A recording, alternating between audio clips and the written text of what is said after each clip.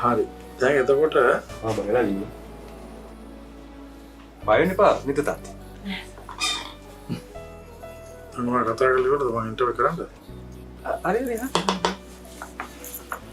මේ කොච්චර දුරට ඉගෙනගෙන තියෙනවද හසරෙලි? නෑ තාත්තා මේ අයලවල් පාස් අපි කලින් බැලුවේ. හරි. මට කියන්නකෝ හසරෙලිගේ මේ එක්ස්පීරියන්ස් එක කොහොමද කියලා කොච්චර කල් වගේ වෙනවද? මෙයා පොඩි කාලේ ඉඳන්ම ඔය ටෙඩිස්ලා මෙයා මහා ජොබ්ස් වලට දාලා මහා ටැලන්ට්. හසරෙලි එතකොට මේ ජොබ් එකට අමතරව මොකක් හරි පාර්ට් ටයිම් තව රස්සාවක් කරනවද නැත්නම් මේක විතරද? නෑ මෙයා මේ විතරනේ වර්ක් කරන්නේ. මේ හසරෙලිට මොකක් හරි වෙලා මේ කතා කරන්න බැරි